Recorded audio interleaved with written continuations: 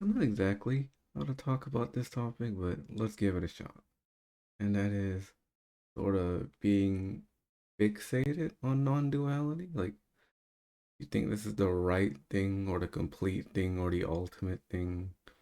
It almost becomes like its own dogma where everything else is seen as lesser than or inferior. Like, everyday life, the normal stuff, waking up, going to work, getting to know people. And you're fixated on this idea of like this, I don't know, maybe like a monk or something, or a guru that's able to meditate for like the entire day or something. And you have this idea of, well, this is what a happy and peaceful person looks like. And they're probably sitting in a lotus position or something, unbothered by the world, probably not engaged with the world. I don't know, everyone has different ideas of what this saintly person would be. But if you get caught up in the idea, then you're back just idealizing and dreaming about what would make you happy. Like, if only I was like this idealized guru or person, spiritual person stuck in my head that's just so peaceful that they don't do anything, maybe. Maybe they just wake up, they breathe, and they meditate, and that's all. I don't know what your idea of a perfect, completely happy spiritual person would be, but that can be its own fixations. And being so fixated that, well, this is what a perfectly enlightened or complete non-dual person would be.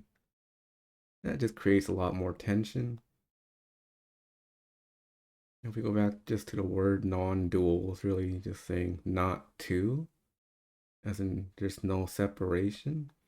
And if something's got to be better, you're almost implying there's a separation. Like, this person who sits and meditates is like objectively better than someone that engages, goes to work, takes care of their family, or is single and alone but enjoys their time.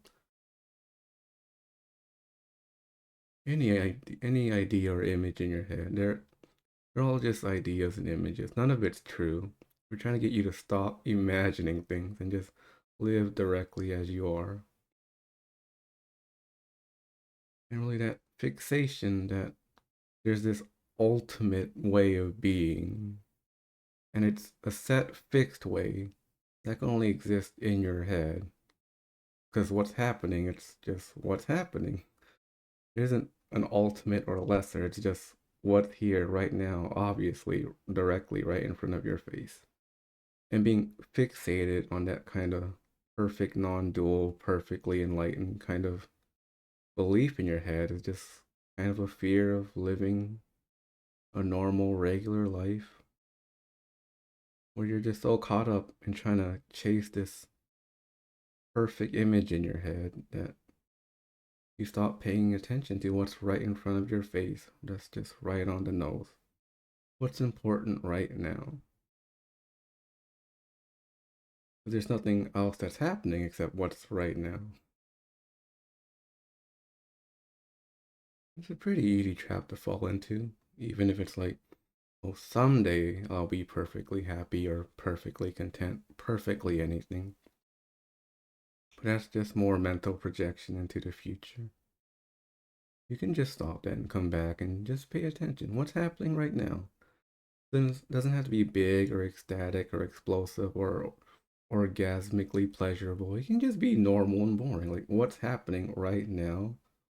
And can you get the feel in your entire body of what's happening right now completely? Even if it's normal, maybe it's a little boring or maybe it's a little dry, but all those are opinions and thoughts about the moment. What's it like to actually feel all those things without needing the label for all those things? Like, what is it like to really inhabit your body and live right now? And if you can drop the judgment, that's amazing. Because all judgments all just come from the mind, anyways. Even judging that a particular state of being or particular feeling, that's just more mind stuff. You don't have to run away from anything. You don't even got to run away from the fact that you want to run away, because that's just resistance resisting resistance. And that's okay too. But like when people get caught up in this perfect peace, they're just running away from living life. There's a fear of living and being vulnerable and being seen and just being yourself. So it's pretty easy to get caught in this non-dual perfection trap. But there's still this sense of perfect and non-perfect. And really, there's still a duality because there's still this comparison of the perfect peace compared to what's already peaceful, what's already okay right now, even when you are engaged with life. Part that doesn't shy away from, enjoying itself, the part that actually enjoys life, even the part that doesn't enjoy life, but it's not against that either. It's okay if you're engaged or disengaged. You're not doing it out of fear. You're doing it because it's what's important to you, especially right now. It's the difference between someone who's isolating because they're afraid of people or someone who's isolating because they just feel like they want to be alone right now. One is content and happy and peaceful, the other one is rooted in fear. If you get stuck in that chasing of that non-dual enlightened perfection, then well, what are you running away from right now? The normal human stuff. It can be you're running away from a job. Maybe you're having conflict with someone, but you don't want to bring it up. It can be anything, because all that stuff matters too. This isn't a denial of your humanity or just normal basic human living. That's included too.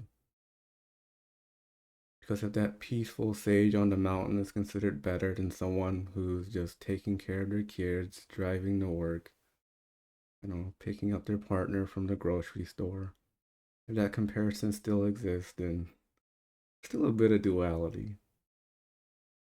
If you can see that monk that's meditating for 20 hours a day, although that seems kind of excessive. I don't know if that's humanly possible, but I don't know. I can't do that.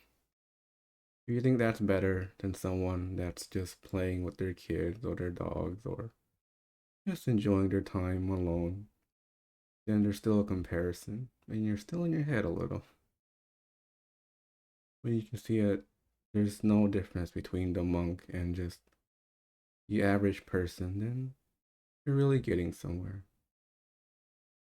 Because there's no need to compare when you're not in your head. And you gotta just live. And you gotta take risks. Because you want to enjoy your life, right? Especially when there's no fear of living. But that trap of needing this perfect enlightenment or whatever, it really stop you from actually living your life. Because you want to be so perfect that it stops you from actually taking risks and being hurt and being vulnerable.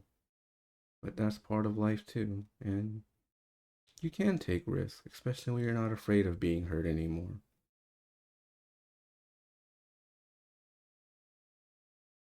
And really, you really just start to enjoy life when you're not afraid of messing up.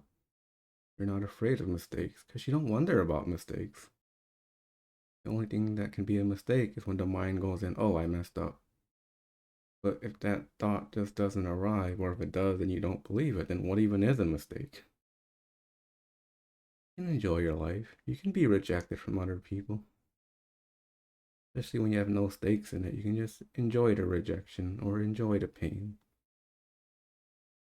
Or maybe not enjoy the pain, because pain is still painful, but that pain where it's like, I'm trying to avoid pain, but also gets you to avoid being authentic and enjoying yourself or really being honest with yourself. Almost that necessary pain where, being vulnerable is scary and being vulnerable is painful at times. But you're not afraid of that kind of pain because it hurts more to be inauthentic than to be truthful. That's when all this spiritual stuff and non-dual stuff really start to shine. When even your humanity is seen as sacred and you can take the risks that are important to you. Whether it be telling people just how much they matter to you, especially if you're the type of person who's not open about these things, or if it's just making the decision that, maybe you want to change jobs, maybe you're developing particular non-platonic feelings for someone. You gotta just take all the risks that are important to you for no other reason than it feels important and it matters to you. You don't even need to justify it. You can just stop, check in, and feel your body and just see, hey, this feels important. And you gotta respond from there. Instead of being in your head, it's like, oh, this is why I should do this, or this is why I shouldn't do this. It's a lot more organic and natural, peaceful, free flowing.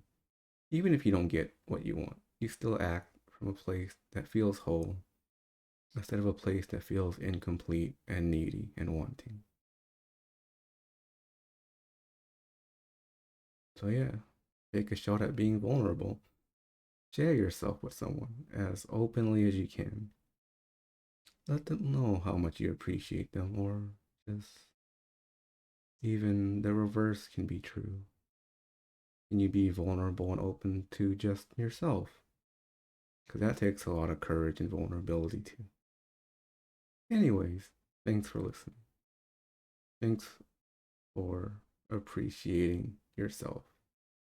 And if you don't, I hope you can learn how to. Because this normal, regular human life also deserves appreciation. Bye.